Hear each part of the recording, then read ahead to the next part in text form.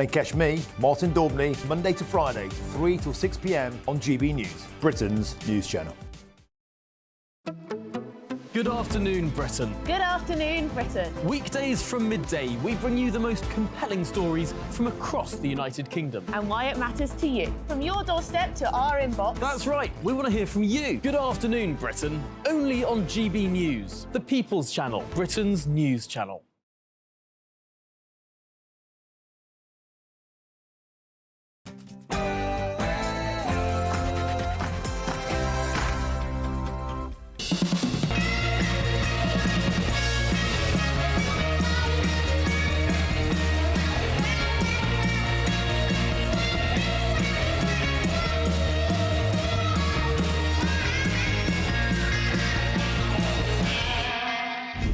Welcome to Lee Anderson's Real World. Tonight on the show, I'm joined by Vanessa Frake, Elnaz Gurami, Emma Wolfe, Alex Armstrong and Dennis McShane. But first, let's go to the news.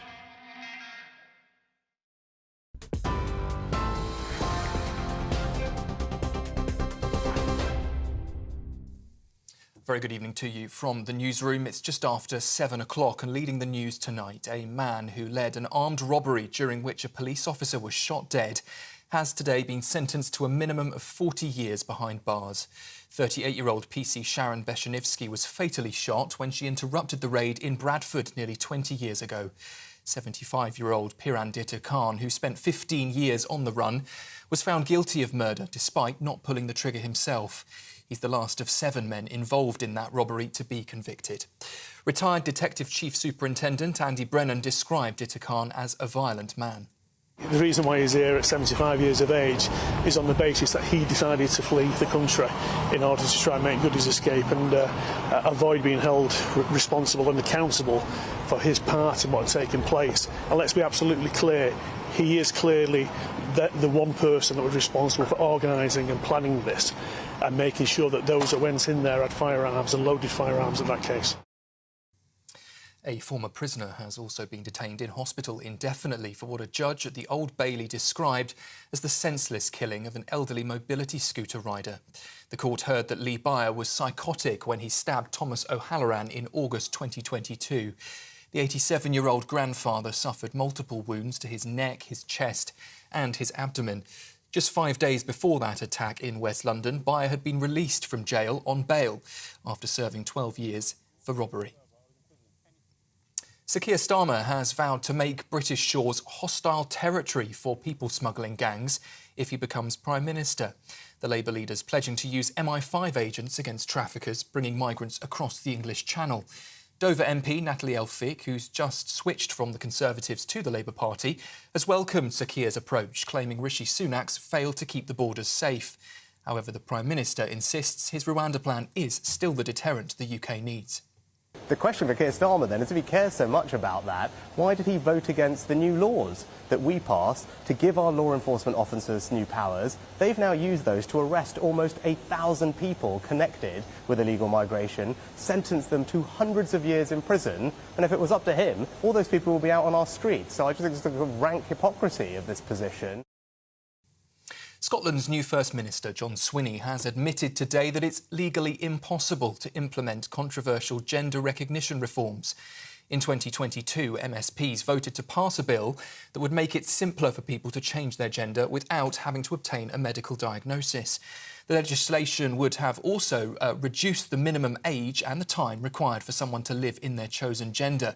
But campaigners argue the move is the wrong one and said it could affect protections for women and girls.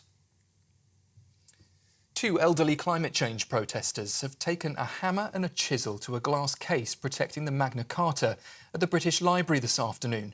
82-year-old Sue Parfitt and 85-year-old Judy Bruce also held up a banner which read "The government is breaking the law" before gluing themselves to the display. Scotland Yard says that 2 people have been arrested on suspicion of criminal damage. The UK is officially out of recession, with the latest figures showing the economy's grown by more than expected. The Office for National Statistics estimates GDP rose by 0.6% in the first 3 months of this year.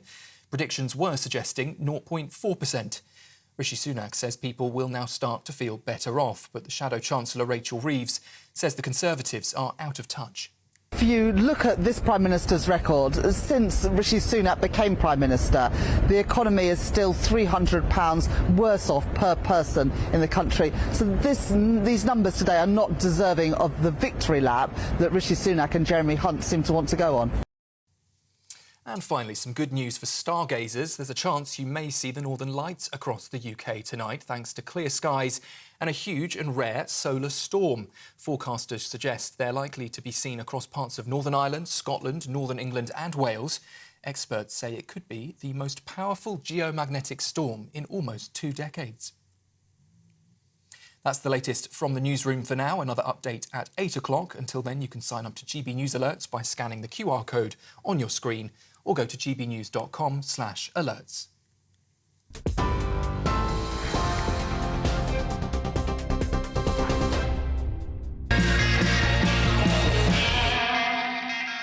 Welcome to Lee Anderson's Real World, and tonight on the show we're going to discuss what impact Donald Trump will have on UK politics and on the world stage if he's elected this year. I'm delighted to be joined by Alex Armstrong, a political commentator, and back on the show, Dennis McShane, former Labour MP and Minister of State for Europe, I believe. Welcome, Dennis. Welcome back. Look, he's got his haters, as Donald Trump, and he's got his lovers as well. He's never out the news. He always seems to be, he's in more court, but is in court more times than some MPs over there at the moment. So, Dennis, is he going to get elected, and is he going to be good for the world? I personally think not. I'm a friend of Joe Biden, a lot of talks to him about politics. Donald Trump has had his moment in the sun. He's a bit like our own beloved Nigel Farage, who won tons of votes in European Parliament elections. But when he went to the British people to go into the House of Commons, they said, no thanks, Nigel. I think everything Trump's doing, particularly now, this court case problem for him, you know, as a common criminal, I think the American people will just say, nah. I mean, we've got problems. He told us he built a wall between Mexico and America, not 6 inches of it was built. I mean, he's a mouth musician, isn't he? He's very impressive, he's very fluent, but he's also a bit doddery now. I know Joe isn't exactly the sprightliest man on the world, but I mean, Donald makes incredible mistakes. Alex, I mean, not very flattering there from Dennis. He's doddery.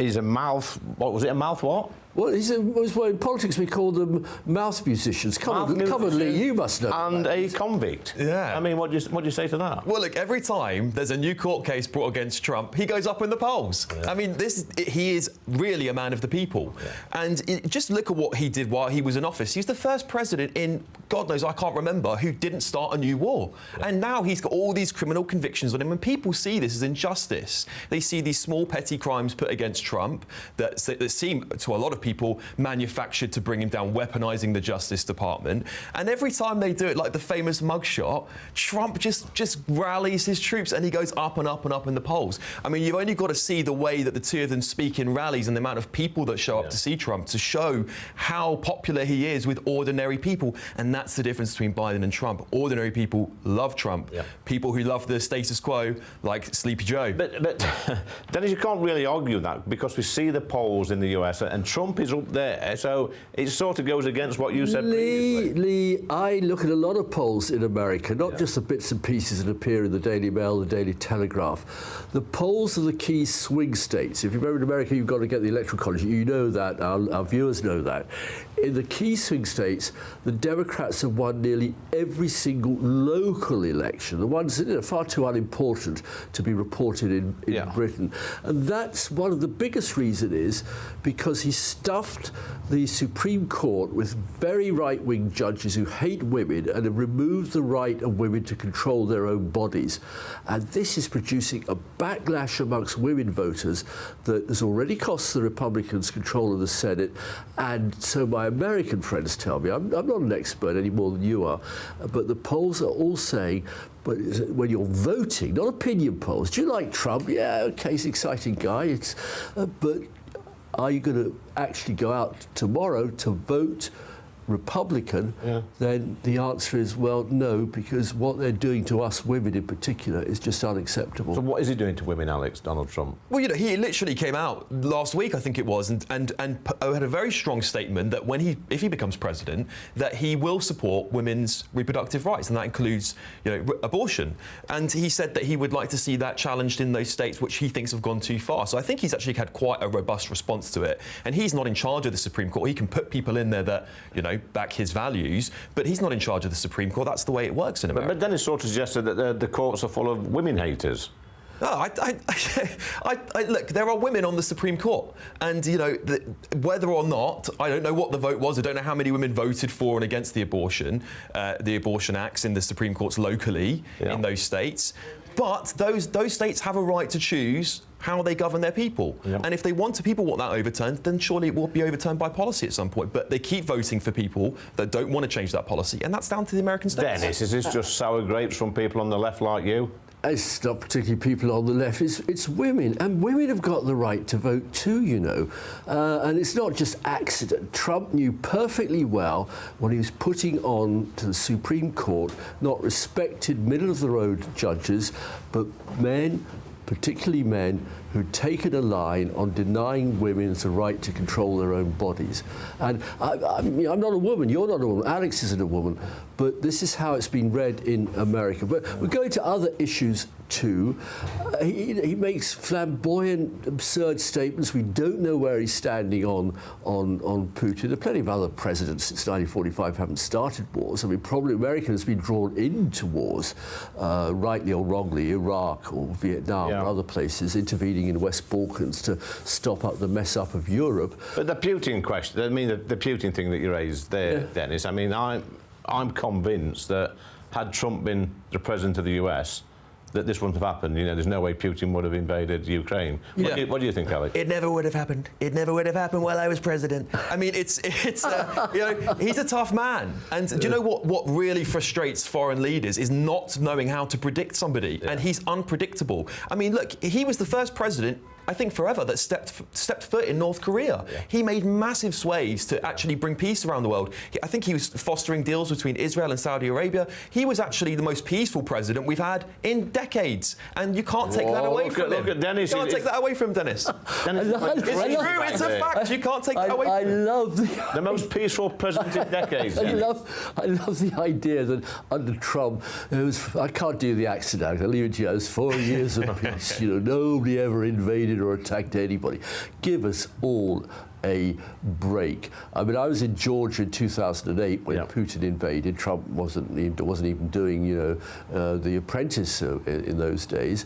And so you can't blame that on Trump, can you? Putin doesn't give a damn about who is US president. He is obsessed with restoring Russian grandeur and regaining what he considers the territories that have voted to become independent states. And I think the whole world will be very disappointed if President Trump enters into office and starts working for Putin. I don't think he will. No, that's a bit unfair, saying the whole world will be, you know, upset if Donald Trump... Sorry, the whole democratic world. Oh, right. So everybody in the UK will be a little bit fed up. Oh, I think it'll be a nightmare. Whether it's a Tory government or a Labour government, I think it'll be difficult to handle, and we will just enter uncharted territory. Donald Trump's not here to defend himself, or is he? No, I'm here to defend Donald Trump, right? And I'd say this, look, Donald Trump made some really important points when he was president, particularly around NATO, which there were plenty of countries not contributing. And why should we constantly ask America to keep funding NATO? If we really believe in it, we should pay for it. And frankly, the globalist sort of cabal of people who've got a very similar set agenda, you see that in policy all across the West, don't like it because he came and upset the status quo. You saw that from his actions in policy in America when he ordered thousands of independent experts to go into the Pentagon and say, we want transparency in what you're spending your money on. And they didn't like it and they failed. I think what some of the so-called Democrats didn't like at the time, Alex, is when he was signing off these executive orders. That's right. Yeah, like that. Done. Why not? Why not, Dennis?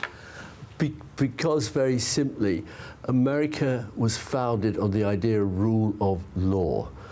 And it's never accepted the idea that a strong president, they had some very strong presidents over their 200 plus years of history, could override that. Now, if you want to give up on that, and a lot of people in this country are very keen to ignore rule of law, then we're entering a new world. Better world? I'm not sure. He claimed before he was elected, he would build a wall and stop immigration. That's far more important to every American than... I'll tell you what's far more important, Dennis. It's the yes-no quiz.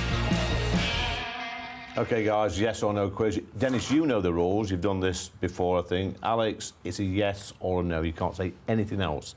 And it proves rather difficult for certain MPs or ex-MPs, like Stephen Pound. He's not on the show this week. So, Dennis, will Donald Trump win the US election? No. Alex? Yes.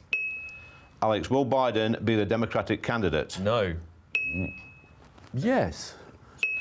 Dennis, will Farage return to frontline politics? No. Alex? No. There was a there. Yeah, no. So, sorry, I can't give you that. You know, the rules are quite simple. Alex, is the Rwanda plan working? Yes. Dennis? No. Finally, number 5, Alex, should the UK accept illegal migrants back from Ireland? No. Sorry, Dennis. There was a grunt, there was a groan, and a giggle. So, just trying to think through the law of it all. Well, look, there's no thinking required in this game. It's politics. Remember. That's certainly true in the cabinet at the moment. So, I want to come back to you first, Alex. 4-4, pathetic score, by the way. For both of you. Right. I mean, it's just yes or no. What is difficult about that? But number 2. Will Biden be the Democratic candidate in the US elections? Donald, over to you. Yeah, I mean, he's Donald. You know, he's Sleepy Joe. You know, look, at the end of the day, he can't even get a speech out. I mean, the other day he was speaking to people in his rallies and he went, 4 more years. Pause. Yep. And it's like this sort of stuff. People must look at it and go, he's not running the show here. Clearly, it's a group of people looking after the presidency. So I think people will, the Democrats will get to a point where they'll say, no, we've got to replace him. Dennis. Disagree. He's just won a huge victory in the Senate and the House on a huge aid package to Ukraine, which Trump opposed and all the right-wing nasty Republicans opposed. And everybody in the Democratic world is breathing more easily. He's making powerful statements and speeches on the campaign trail. Powerful speeches? Yeah, on the campaign trail. Listen to him. Come on, Dennis. Well, I tried, Dennis. You know, I mean... OK, look, Gladstone was doing it at 84. Churchill was doing it well into his 80s. You can't compare Biden to Winston Churchill, I'm just saying that the idea... And Trump stumbles far more. But look, Biden's...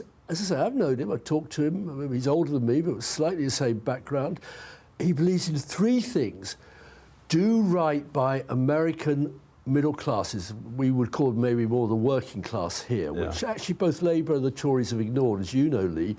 Secondly, his economic guidance is not right-wing austerity, make the poor poorer, but middle-class, Keynesian, sensible politics. If the state has to do something, don't deny... Dennis, I want to give the final word to Donald Trump. Because he's got an opinion on this. Thirdly, Joe has opposed every one of America's enemies.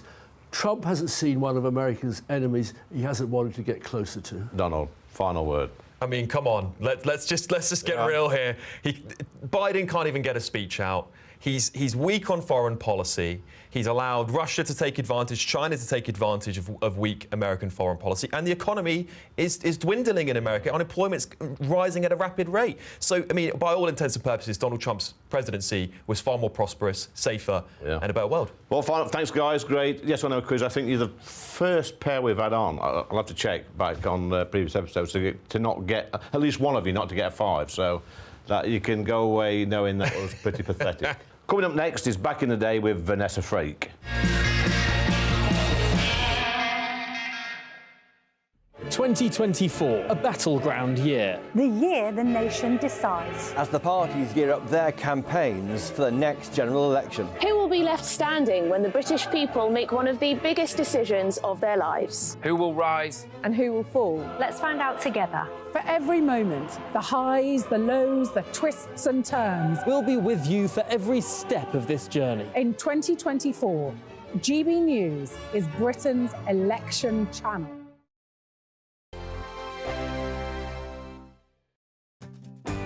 I'm Isabel Webster. Thanks for joining us on GB News, Britain's news channel. Every Saturday, 10 till 12, we'll bring you all of the news that you need to know. We'll also remind you that there is so much to smile about. It's my favourite time of the week. I get to relax, enjoy some light-hearted stories, and let Ellie teach me about fashion too.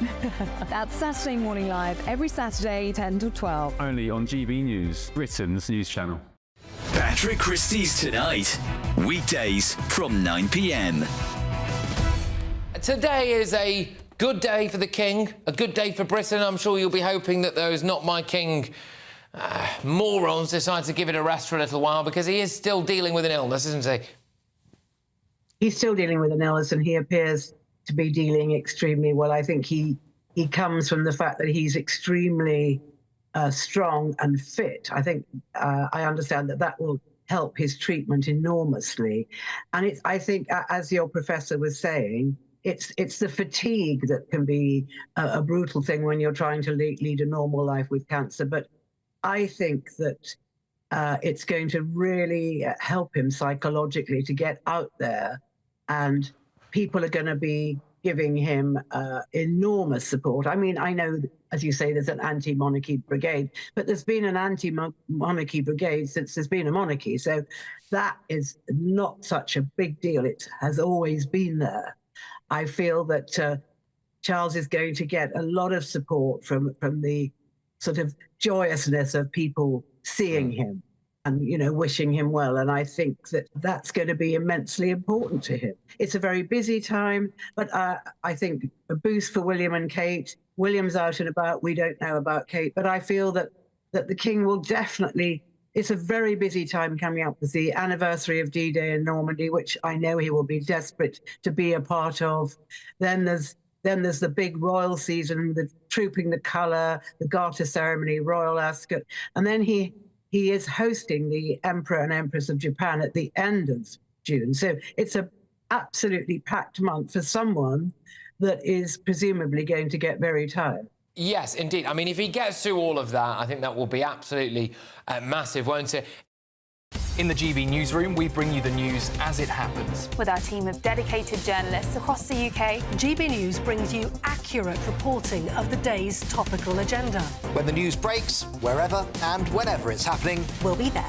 This is GB News, the People's Channel, Britain's news channel. Hello there, I'm Eamon Holmes. Thank you for joining us on GB News, Britain's news channel.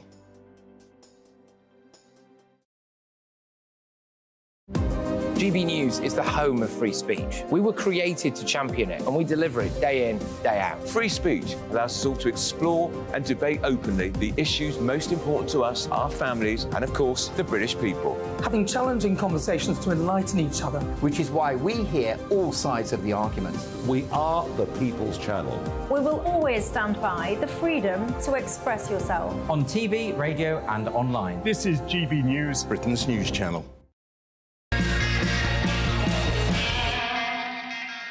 So I'm joined now by Vanessa Frake, who was the Governor of Security at Wormwood Scrubs. That's correct. And also a top-selling author, selling thousands of books.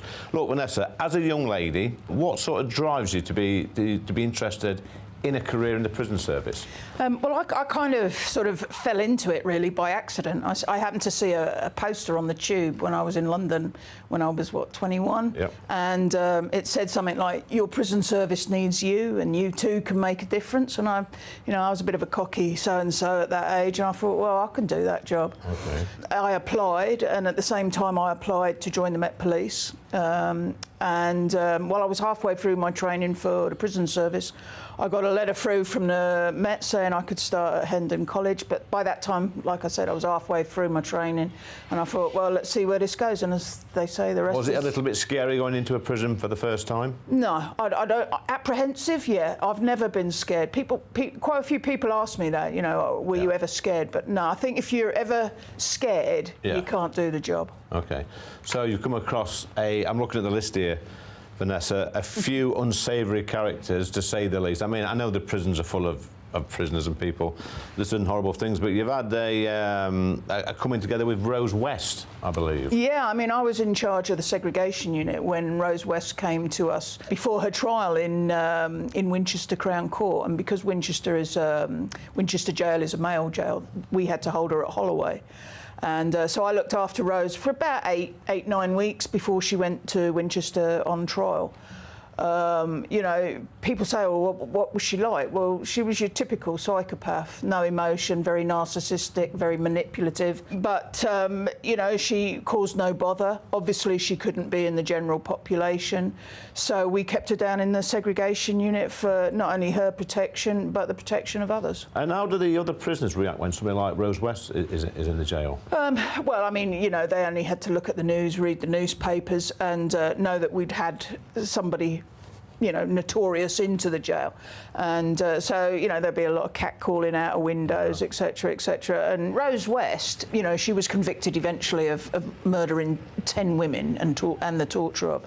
And but she wasn't a baby killer, not like the likes of Beverly Allett, who was convicted of murdering 4 babies and trying to murder 9 others. The place was, you know, up in arms. We certainly had to keep her separated. So we do hear stories, and I don't know how true they are, to be honest with you, Vanessa, that sometimes when you get these evil people in your prisons, that the prison guards turn a blind eye sometimes and let the inmates get on with it. Is that true, or is that just something we read in the papers? No, I think that's you know, I think that's pretty much something that the media comes up with. Certainly, you know, in just shy of 30 years, I've never seen anything like that. If anything, you want to protect that person because you certainly don't want anything to happen to them on your watch. You know, the likes of Fred West topping himself, Shipman doing the same. You know, if that was on your watch, you know, there's an awful lot of paperwork to fill out and lots of questions and investigations go on. So, no, I don't believe that. So that sort of professional pride gets rid of that? Absolutely, yeah. And, you know, I've had the pleasure to work with a great number of very professional prison officers. Okay. Another one I've got on my list, I mean, you mentioned Rose West, Pete Doherty, singer, yeah. A strange character. Yes, well, Pete came into Wormwood Scrubs when I was at Wormwood Scrubs, and he was sentenced some ridiculous amount, something like 3 months by the judge for breach of his previous conditions. Yeah. And, you know, he was a prolific drug taker. We thought we'd give him a chance, put him on the detox unit, try and help him. But it turned out to be an absolute nightmare. You know, outside every cell, there's what's called a cell card. It has the prisoner's name and number, and all these cell cards kept disappearing because prisoners would take it off their doors, go to Pete, say, oh, sign this for us, Pete, and then pocket it. So then I came in one Sunday morning, and I think it was the News of the World, had a front page picture of Pete Doherty taking crack or smoking a joint or something with his fellow prisoners on the detox wing. We then had no choice, so I went with another officer and took him down to the seg, and that's where he stayed for his entire time. So outside of prison life, you've got a passion for baking. What's all that about? Did that start in prison? No, not really, no. Up until I retired, I didn't really bake at all. But, you know, I think when people retire from a service like, you know, prison service, whatever, you kind of lose your way in society, and you kind of think, well, where do I fit in society now? What do I do? You know, it's all right for the first couple of weeks. It's like you're on leave. Were you institutionalised? Oh, completely. I still am. You know, I count people on the tops of buses. I have my lunch at 12 o'clock. Wow. You know, absolutely institutionalised to within an inch of my life. And I think, you know, I had to find something that I could put my passion into. Yeah. So you've got another passion as well. You told me earlier about the hospice in Evesham. Yeah, I've done a bit of work with the people who run St Richard's Hospice up in Worcestershire. Yeah. Fantastic people, fantastic cause, and I'm really pleased that you mentioned it. Thanks. So if anybody wants to put a donation their way, I'm sure they'd be delighted. And how did they put that donation in? Is there a link, or is there a... No, I think if you go onto their website, you can. It has a button that says donate. Okay, so you've had a good career in the prison service. You served your country. You've done your bit for King and country and Queen and country. Young people today looking for a career, would you advise them to go into the prison service? And what's the do's or don'ts? I think you've got to understand that the prison service over the last sort of, I'd say, probably 10, 15 years has changed dramatically. You know, ever since 2010, it's been bled dry of funding.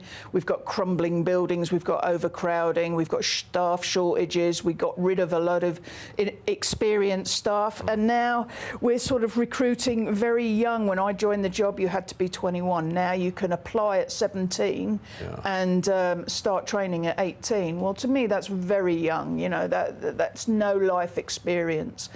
But you know, for me, it was a fantastic career. I got the opportunity to meet some amazing people. You know, I met the Queen. I was awarded an MBE, and you know, I put my all into it. And if you want a long-term career and you think you can make a difference, then yeah, absolutely. But you've got to have resilience. You've got to have humour, albeit probably gallows humour. But you know, you've got to be able to be firm but fair.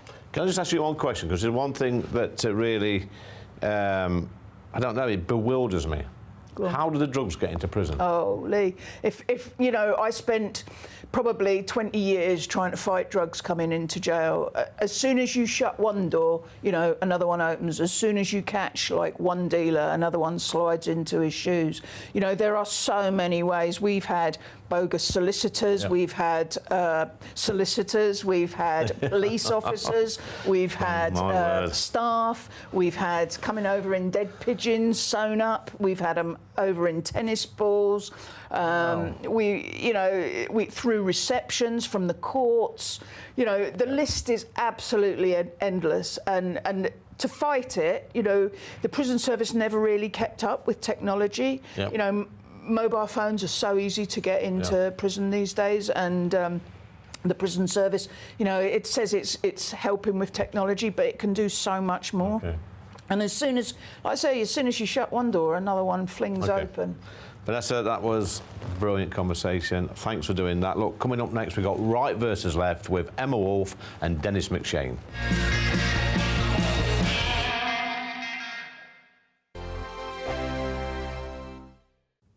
Good evening. Welcome to your latest weather update from the Met Office here on GB News. The warm weather will continue into the weekend. For many, another cracking day tomorrow. If you like, it's sunny, but we are in for a change by Sunday in the west, where we could well see some thunderstorms. In the east, it's mist and low cloud that's just dribbling back in from the North Sea, turning things fairly murky for the start of the weekend across eastern England. But elsewhere, long clear spells, decent night for spotting the aurora. There is a chance, particularly across the northern half of the UK. Not too chilly either. Temperatures mostly holding up in double digits, certainly in towns and cities.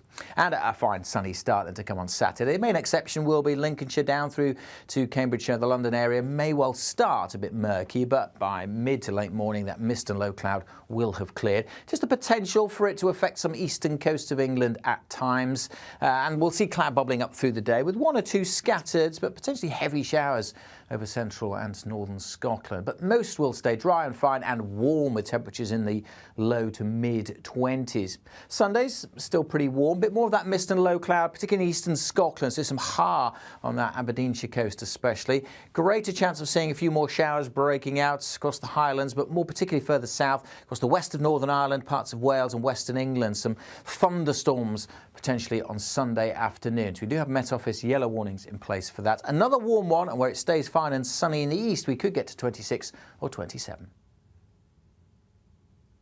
Join me, Camilla Tominey, every Sunday at 9:30 when I'll be interviewing the key players in British politics and taking them to task. This report basically says that he's not fit to stand trial. With an upcoming election looming over Westminster, now is the time for clear, honest answers. I agree. And that's precisely what I'll get. Is he indecisive? Incompetent? That's the Camilla Tominey Show at 9:30 every Sunday on GB News, the People's Channel, Britain's election channel. We're GB News, and we come from a proud tradition of British journalism. That's why I'm so excited to be here. It's something so new. The first news channel to be launched in Britain in over 30 years. Launched to represent the views of the British people. To go where other broadcasters refuse to go. How did you find out about the story in the first place? Launched with one aim. To be the fearless champion of Britain. It's an absolutely fantastic atmosphere here. This is GB News. The People's Channel. GB News, Britain's news channel. Are the newspapers getting you down? My wife didn't divorce me that month. Struggling to separate the wheat from the chaff? I know that it's a bit of a circus at the best of times. Well, don't worry, Headliners has got you covered. We'll take the burden of reading the day's news, and if we get depressed, who cares? It's an occupational hazard, frankly. That's Headliners on GB News from 11 p.m. till midnight, and the following morning, 5 till 6 a.m. on GB News, the comedy channel. Nah, just kidding. Britain's news channel.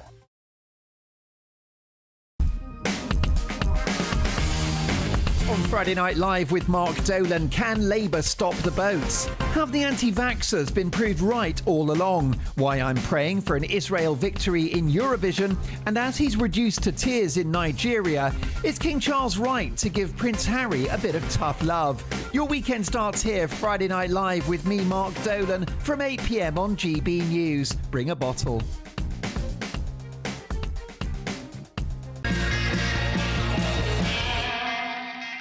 OK, it's time for Right versus Left, and I have author and political commentator Emma Wolfe back on the show for about the third or fourth time, and likewise Dennis McShane. He's a former Labour MP, Minister of State for Europe. Look, we're going to get straight to it. Politics, we've seen what's happened over the past week or so. People are a little bit, I think, in this country, a bit fed up with politicians of all colours, really. But I don't think they're switching off from politics. I think it's almost become a form of entertainment, if I could say that, in this country, where people are looking on their phones, looking on the TV, looking at this great TV channel. So they're actually engaging with politics, in my opinion, but they're just fed up with politicians and the direction of travel in this country. What do you think? What do you think, Dennis? I think it's perfectly fair. I mean, the trouble is when you ignore politics, never forget politics doesn't ignore you. And the difficulty is that I follow social media, I follow lots of different stations and different magazines, papers, but they're all one tonal. We've just lost the art. We used to have it in the Daily Telegraph, in the news pages, we used to have it in the Guardian, of some balance, of some give and take. Now it's all, hello, here's my megaphone, and these are the good people, and those are the bad people. We also don't have any really good, strong personalities anymore. Well, thanks for that, Dennis. What do you reckon, Emma? No strong in leadership positions. No strong Your day will come. Look, I don't think people are switching off from politics. I think there's a sense of exhaustion. I think there's a sense of disillusionment. I think outside the Westminster bubble, there's a real sense that politics is not delivering real people for what they need in their real lives, the things they care about, the things that we have all said that we are concerned about: knife crime, immigration, things like that, poverty, cost of living, all those things. I think there is a sense in the country of exhaustion and despair that is not being delivered. I think people don't feel connected. I think it's kind of micro level, their local lives, and the macro. Yeah. So at the macro, you've got taxes soaring, you've got the NHS literally on the verge of breakdown. Then at the local level, you've got people's lives, their real lives. You've got unemployment in the local areas. You've got the high streets that are closing down. You've got potholes on the streets. You've got a sense that you can't get an appointment at your local GP, that you can't get your kids into decent schools. So it's kind of local and also on a larger scale. See, I was one of those people, Dennis, Emma, back in 2015-16, I was just a normal bloke watching the TV, looking at Parliament, looking at the green benches and screaming at the screen. And then when we had the Brexit vote, and still they couldn't deliver on Brexit, and I'm thinking as a normal bloke, just an everyday bloke, looking, why can't you do the job that we employ you to do? And I know a lot of people, and I want to flip this back on the public as well a little bit, because a lot of the people saying I could do a better job than that. And then when you say, well, come and help deliver leaflets, get involved, join a political party, come and campaign, stand to be a councillor, whatever, or maybe an MP, they don't want to know, because it's a tough gig. It is a tough gig, that's the thing. Lots of us want to be involved at that level, but it's time consuming. People are actually struggling to work, to look after their kids, to put food on the table, to pay the bills. And it's kind of, is it apathy that they don't get involved? Well, Dennis is shaking his head here. He's looking a little bit confused. Only in the sense that, well before we were born, people were working 50-hour weeks, they had no weekends, they were working Saturdays, but they still found time on on all parties to go out because it was important for the country. And I think the constant sneering at politicians, you cite, for example, Brexit not being delivered.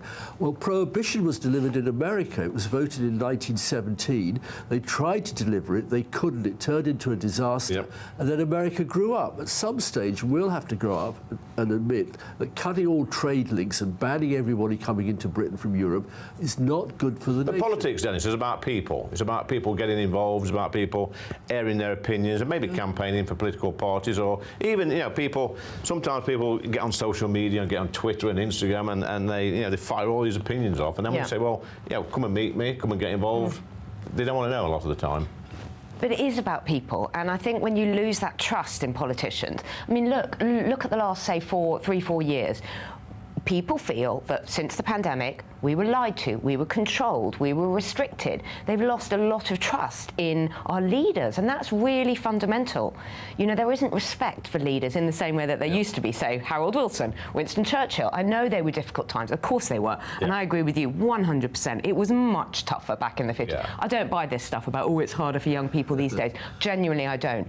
But look at young people, let's go to that. We have a generation of people who are unemployed, who are anxious, who are signed off work, who are depressed, who are becoming obese, all of that. And I think that is also linked to this addiction to screens and smartphones and people just being inside, signed off with anxiety disorders. I think there are really, really difficult problems in this country. It is a problem, young people. Really sad. Well, it isn't. It isn't. I mean, if I'm saying, if they actually don't put on the radio in the morning or TV, and they hear the guys in power in the cabinet saying this is a world-beating economy, our education policy is the best in the world, our healthcare policies, but we spend more on healthcare than anybody else in human history, and they say, why is this guy, this woman, talking absolute BS?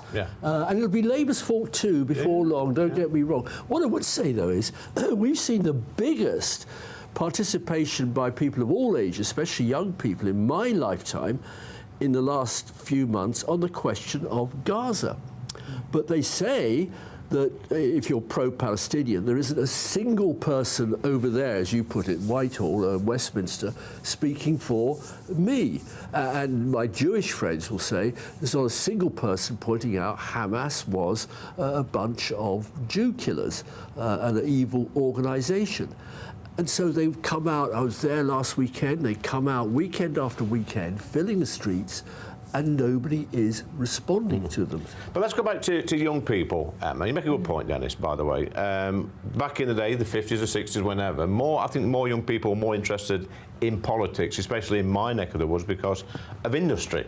The industry was the coal mines, was the steelworks, was textiles, whatever. These were large nationalised industries. They had a large workforce, and there was closed shop unions. So everybody who worked in the pits where I worked had a stake in the Labour Party somewhere along the line because they paid their union subs. A few pence of that subs went to the Labour Party to train candidates, to produce election materials, etc. So when it come to election time, in my year, it was pretty nailed on which way you was going to vote. But at least you was going to vote because each week you paid your union subs. That went to Labour Party, and hey presto, a bloke who used to work with down the pit was your local MP. Yeah, fine. But you had a sense of local community. You had a sense of community cohesion. You were part of something. You were talking to people. You were out in the streets. You were working with other people. We don't have that anymore. We live in completely isolated societies. I mean, I live in central London. I don't even know my neighbours, and I've lived where I live for 15 or so years. Wow. Many people Vanessa, don't. in that time too, every woman was staying at home waiting to sort of scrub her minor husband's back and preparing food.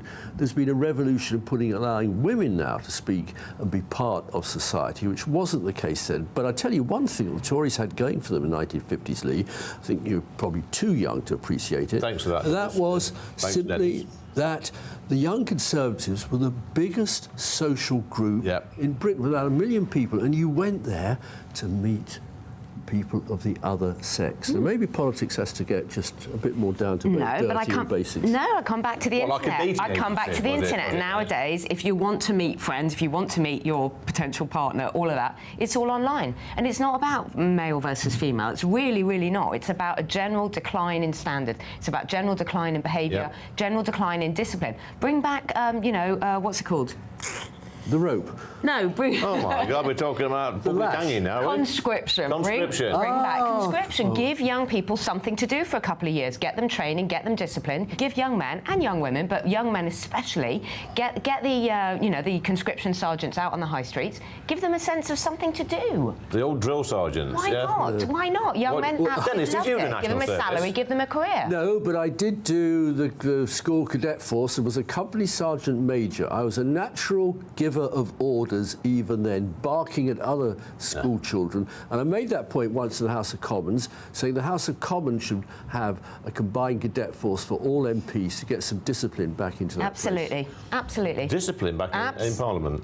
Discipline back into Parliament, discipline back into our nurseries and our schools and all of it. But not. I have a 3-year-old, and most days I say to him, pull your socks up, stop whining, you know? And does it pull his socks up? So it's not working, Emma, is it? It's not working. Dennis, Emma, thanks. That was brilliant. I will come back on the rope comment. We're not having a debate on flogging and hanging. Flogging and hanging on this show. Well, not this week anyway. Anyway, coming up after the break, we have Elnaz Gurami.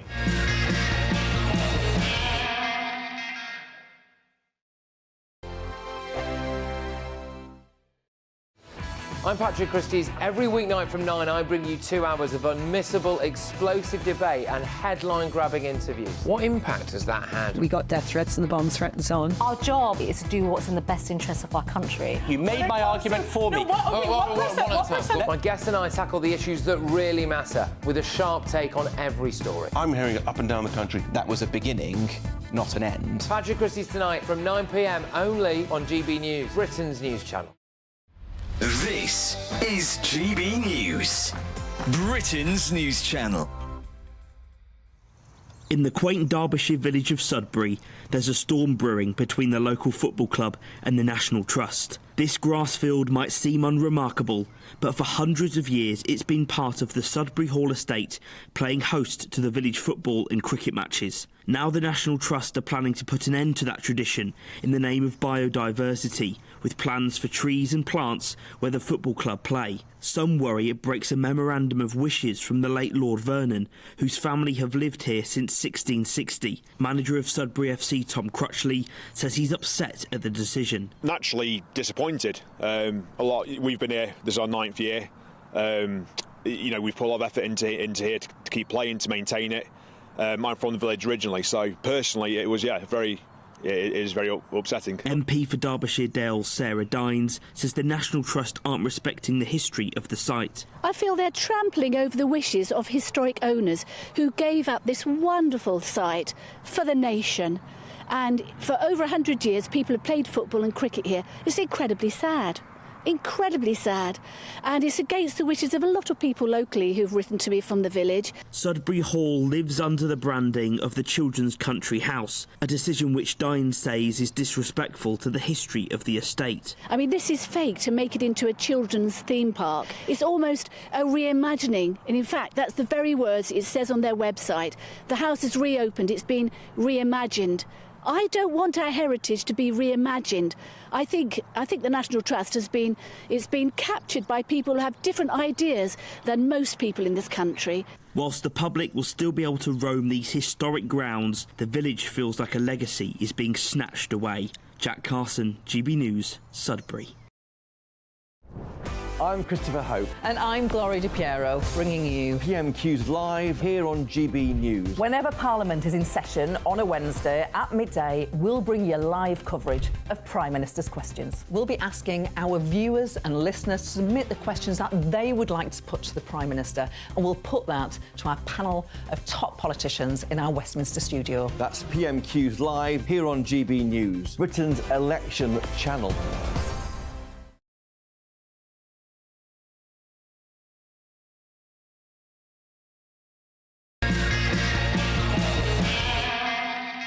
It's last orders, and I'm on the call with Elnaz Gurami. Elnaz, you are a adult. What's it called? I'm an adult platform expert. That's what I would call it. In plain English, so I'm a bit thick. What does that mean? It means that I support adult platforms with all of their marketing requirements. So, generally speaking, a lot of these platforms can't take to mainstream forms of marketing.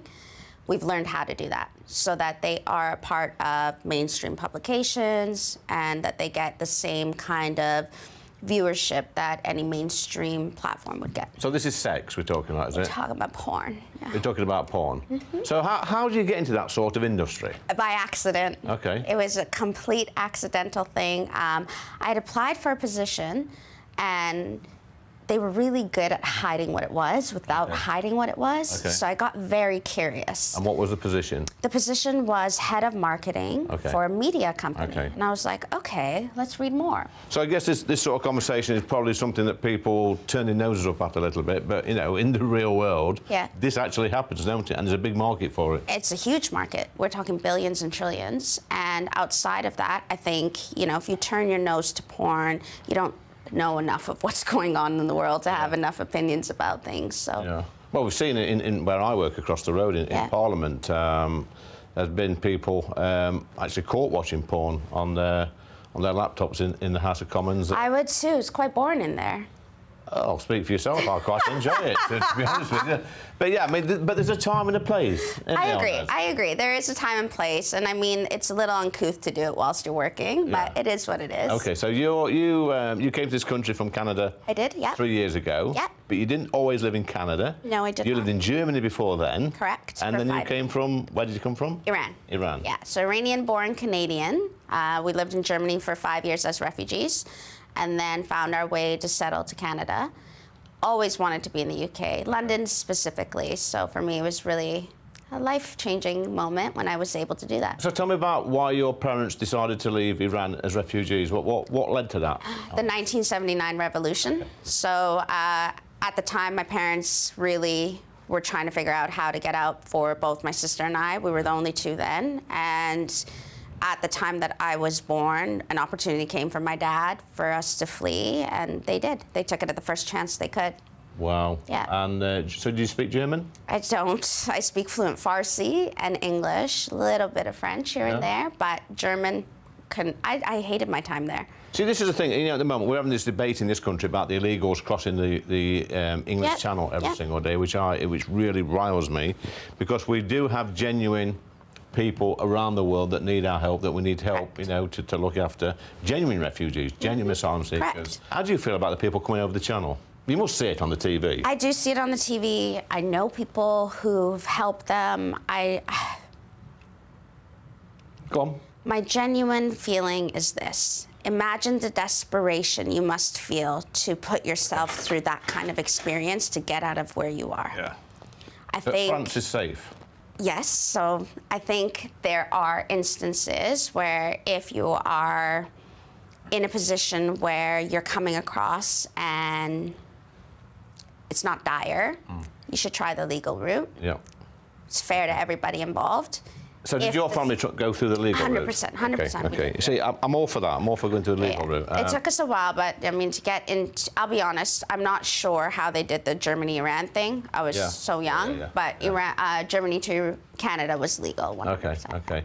So I guess, you know, growing up in Iran under a different regime, going to Germany, a different culture, and then Canada, a different culture again, and then coming to the best city in the world. Agreed. Why London? Why not Nottingham? You said it's the best city in the world. You said it. It is the best city in the world. It is the best city in the world. There is nothing you can't have in London, nothing you can't do in London. I think everyone here represents something so different. It's the most unique place. And have you ever poured a pint before? I have. Have you? Worked in a pub? Not in a pub, no. Okay, so we're going to get Vanessa back behind the bar, because we're going to go on the pool now. It's quite simple. We'll give you a pint pop, Elnaz. Let's do it. And you've got to do that in 30 seconds. You want to come round here, Vanessa? Come here, darling. It's looking a bit frothy, Elnaz. Is it me or is it the froth? Listen, a bad workman blames the tools. That's always the case, I think. Yeah. So, I think you need to tilt the glass a little bit more towards you. A little bit more, okay. Yeah, towards me. Yeah. We're trying, but it's all froth. No more. We need it. We need to fill the glass, please. We're gonna have to give it a second. No, there's no second chance. That's it. And you can just plonk it on the bar. That'll do. It's all froth. On the bar. And now you're going to have to reveal something now, Elnaz. Okay. You're going to have to reveal your true height. If you just step down 1 minute, darling. All right. Okay. I mean, this isn't my true height. And here, Vanessa, another pint pot. And bear in mind that Elnaz has got, how high are your eels? They are 7 inches tall. Vanessa, looks like yours is all froth too. It's the machine, isn't it? It's the end of the barrel, I think. It's not. I think you're scraping the barrel with that comment. So, come on, more froth. That's it. And I'll have a go as well. I'll have a go. Okay. And if, all right, we'll see. We'll see. So, I mean, it's come on. And so that's even worse. that on the bar, just to prove. Pathetic, that one is. Let's have a go. Oops. It's this barrel. I told you. Yeah, see? Well, let's have a look. That's quite drinkable.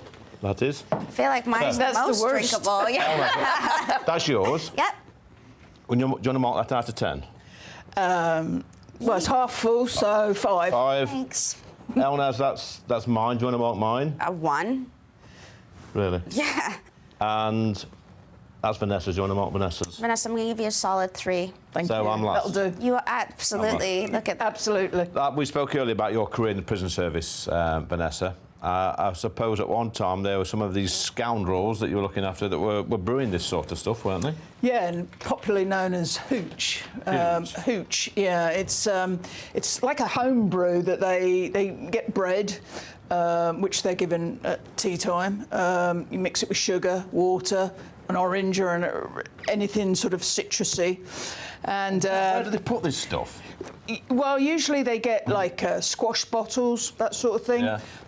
Fill it up with the stuff, top it up with water, shake it up, leave it behind a radiator to mature. It's dreadful stuff, you know, can make you go blind, can kill you, gives you the strength of 10 men or 10 women. Does it? Yeah, absolutely, yeah. Is it available in shops? No, for that very reason. You know, it's really nasty stuff, and I was happy when Scrubs had the first ever hooch dog trained at called Archie, a spaniel, to sniff out and search for specifically for hooch. Oh, do you like the signs of that? Are you a drinker, Elnaz? I am a drinker. Yeah? Yeah. Do you like the sounds of a bit of hooch? Absolutely not. OK. So it's been great, guys. What a fantastic show again. Fantastic story about where you've come from and where you've ended up. Are you going to stay in London? I am staying in London. This is home. And Vanessa, any more books? Never Say Never, Lee. What was your last one called? The Governor. Governor. And how many sales has that made around? Well, I don't know specifics. I don't deal with that sort of side of things. You are a top-selling author. Sunday Times top 5. Okay, I'd love to get Look you. at that. Sunday Times top 5. That's on the poll. That's Last Orders with Elnaz and Vanessa. Thanks, guys. Thank you. Thank you.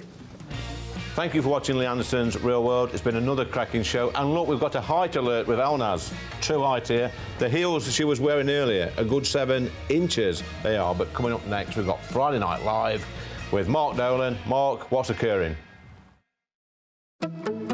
Good afternoon, Britain. Good afternoon, Britain. Weekdays from midday, we bring you the most compelling stories from across the United Kingdom. And why it matters to you. From your doorstep to our inbox. That's right, we want to hear from you. Good afternoon, Britain. Only on GB News, the People's Channel, Britain's news channel.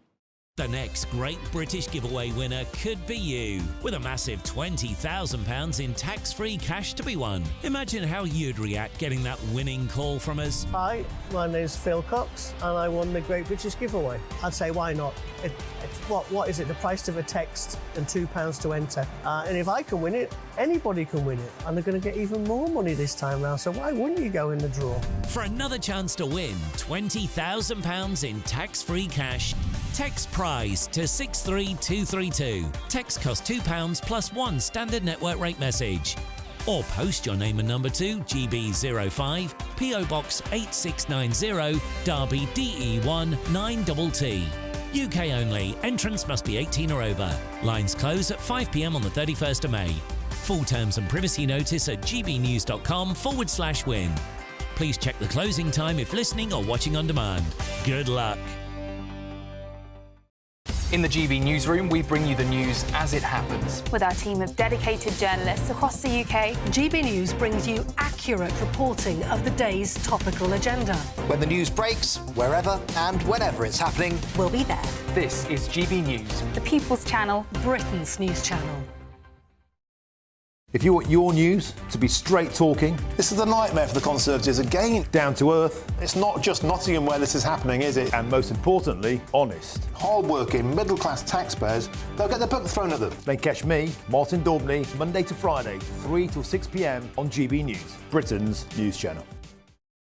We're proud to be GB News, the People's Channel, and as you know, we always love to hear your views. Now, there's a new way of getting in touch with us at gbnews.com/yoursay. By commenting, you can be part of a live conversation and join our GB News community. You can even talk to me, Bev Turner, or any of the members of the GB News family.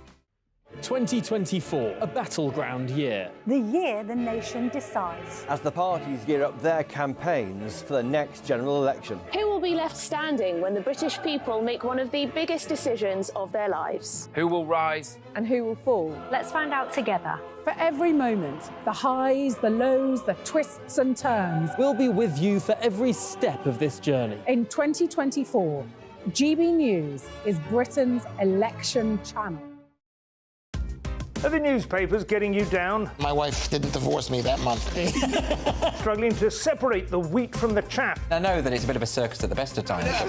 Well, don't worry, Headliners has got you covered. We'll take the burden of reading the day's news, and if we get depressed, who cares? It's an occupational hazard, frankly. That's Headliners on GB News from 11 p.m. till midnight, and the following morning, 5 till 6 a.m. on GB News, the comedy channel. Nah, just kidding. Britain's news channel.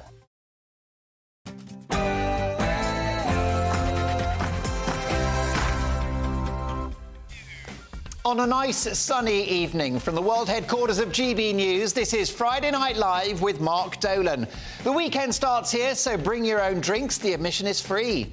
On tonight's show, can Labour stop the boats? With yet another Tory defection, is the Labour Party now becoming too right-wing?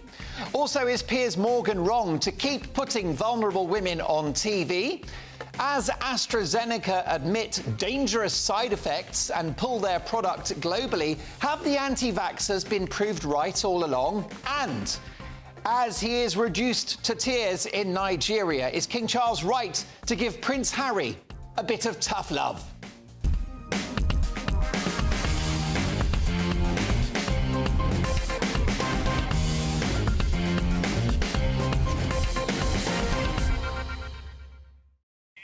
To fall out over those topics and many more tonight, my Friday A-team, the wisest young person in Britain, political commentator Reem Ibrahim, ex-BBC local radio icon, he was lucky to get out, Alex Dyke, and world-renowned business guru, the drinks are on him, Dr. Roger Gewolb.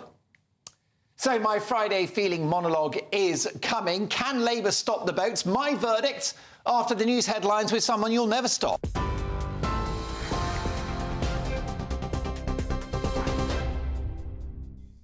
Mark, thank you very much, and good evening from the newsroom. Just after 8 o'clock, the top story tonight. A man who led an armed robbery during which a police officer was shot dead has been sentenced today to a minimum of 40 years behind bars. 38-year-old PC Sharon Beshanivsky was fatally shot when she interrupted the raid in Bradford nearly 20 years ago. 75-year-old Pirandita Khan fled to Pakistan 3 months after her death and spent 15 years on the run. 3 other men are already in prison for Beshanivsky's murder. Retired Detective Chief Superintendent Andy Brennan described Dita Khan as a violent man. The reason why he's here at 75 years of age is on the basis that he decided to flee the country in order to try and make good his escape and avoid being held responsible and accountable for his part in what had taken place. And let's be absolutely clear, he is clearly the one person that was responsible for organising and planning this and making sure that those that went in there had firearms and loaded firearms in that case. Well, we've heard today that the UK is officially out of recession, with the latest figures showing the economy has grown by more than expected. The Office for National Statistics estimates GDP rose by 0.6% in the first 3 months of the year. Predictions were suggesting 0.4%. The Prime Minister says the figures show the UK economy, he says, has real momentum. But Shadow Chancellor Rachel Reeves claims people are worse off since Rishi Sunak came to power. If you look at this Prime Minister's record, since Rishi Sunak became Prime Minister, the economy is still £300 worse off per person in the country. So these numbers today are not deserving of the victory lap that Rishi Sunak and Jeremy Hunt